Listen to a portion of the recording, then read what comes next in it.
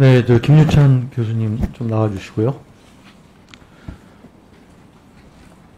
네, 2020년에 조세재정연구원장 당시에도 재정 준칙 관련해서 참고인으로 나와주셨었는데 오늘 또 나와주셔서 고맙습니다.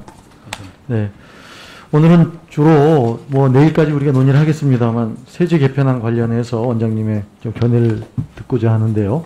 아시다시피 시간이 많지 않아서 빨리 짧게 대답해 주시면 감사하겠습니다.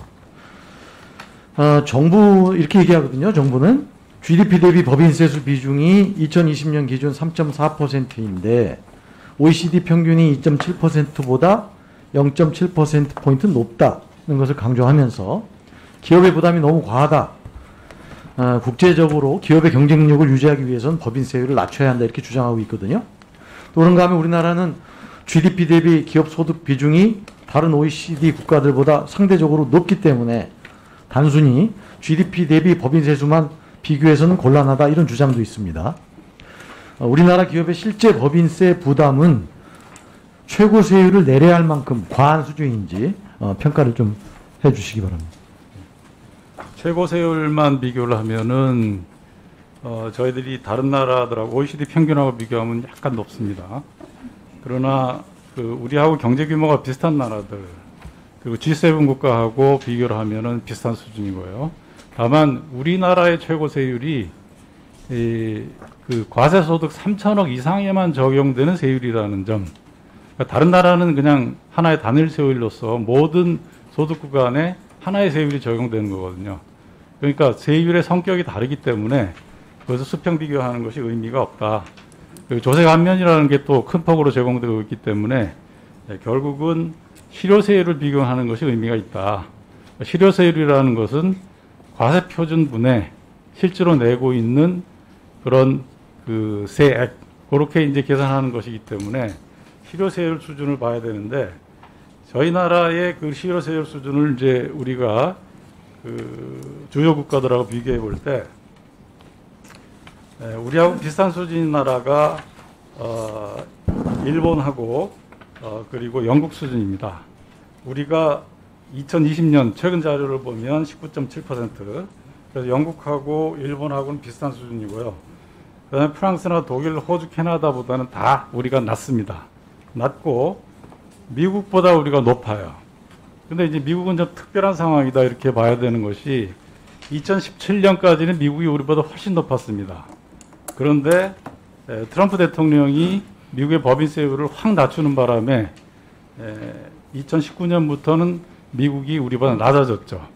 다만 우리가 미국을 따라가기는 굉장히 어렵다. 미국은 그 이후로 엄청난 재정적자 그리고 이제 국가 부채가 올라가고 있고 또 미국은 달러 패권을 가진 나라니까 그러고도 경제를 감당해 나가고 있고 달러가 미국은 모이는데 우리가 그걸 따라할 수 있는 형편은 아니다.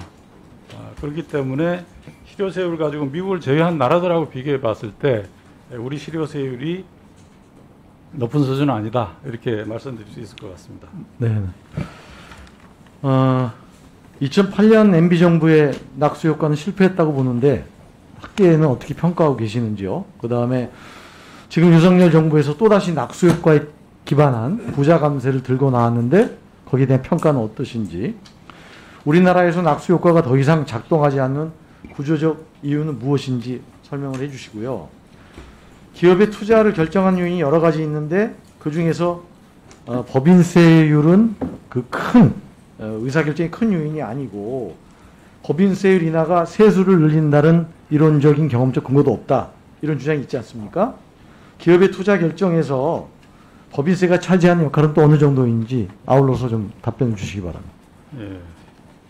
이제 만약에 우리가 낙수 효과 얘기를 많이 하는데요. 낙수 효과가 존재한다면 그 가능한 경로는 통상 이제 법인세를 내리면 투자가 증가하고 투자가 증가하는 것이 고용을 증가시키고 이렇게 이제 그런 경로로 가야 낙수 효과가 생기는 것인데 일단은 법인세 인하가 투자를 증가시키는다는 그런 실증적인 그런 자료가 어떤 연구 결과에서 그런 것도 있긴 합니다. 그러나 그렇지 않다는 것도 많고 또 우리가 경험적으로 봤을 때 통상 그 법인세 인하가 물론 우리가 이제 이명박 정부 때 실제로 법인세 인하를 했지만 투자가 늘어나지 않은 것은 봤는데 그런 사례가 이제 사실은 그 우리가 경험으로만 본 사례만 갖고 이렇게 판단하기는 어려운데요.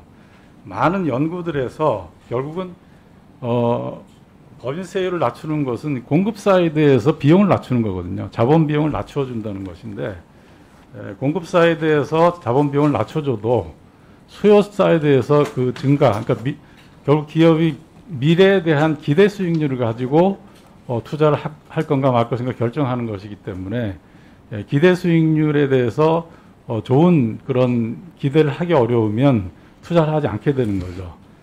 그래서 이제 결국은 그 기대 수익률을 그냥 평균으로 이제 보고 그걸 이제 그 점을 제외하더라도 이 비용을 낮춰주는 것이 자본 비용을 낮춰주는 것이 얼마만큼 탄력적으로 그 투자의 증가를 가져오느냐 하는 것을 경험적으로 연구한 게 많습니다. 결국 이제 사용자 비용, 투자 자본의 사용자 비용을 했을 때 그것이 얼마나 탄력적으로 자본이 그러니까 투자가 늘어나느냐 본 건데 그런 연구들에서 이 탄력성이 낮은 거로 나와요. 그렇기 때문에 이제 그것이 이제 그럼 왜 그렇게 낮게 나오느냐를 보면 사실은 이 법인세 낮춰주는 것이 법인세라는 것의 규모가 아시겠지만 우리가 2002년 기준으로 이제 따져보면 신고를 한 법인의 총 수입이 4,500조 정도 됩니다. 우리나라에서. 그러면 거기서 소득이 한 375조 정도니까 빼면 총 비용이 4,025조 정도인데 법인세라는 건 60조 정도거든요. 근데 60조를 다 깎아주는 것도 아니고 그 중에서 약간 깎아주는 거잖아요. 그렇게 되면 그것이 총 비용에서 차지하는 비중은 굉장히 작습니다. 그렇기 때문에 그걸 보고 다른 비용이 워낙 크기 때문에 예를 들어서 노동 비용이라든지 또 기업은 뭐 당연히 다른 그 많은 요인들을 생각해야 되는데 그런 요인들에 좌우되기 때문에 법인세에 반응하는 것은 작을 수밖에 없고요.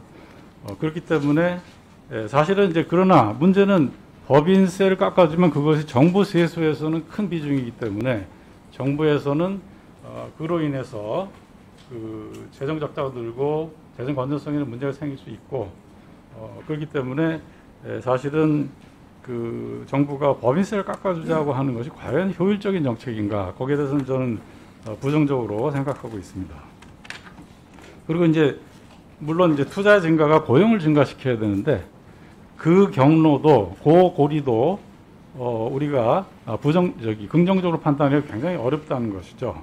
고용을 그러니까 투자 증가하면 생산을 확장하면은 생산 확장 투자를 하면서 새로 고용을 하면은 고용이 늘지만 기존의 시설을 자동화하는 투자로 대체 투자를 하게 되게 되면 오히려 고용이 줄거든요.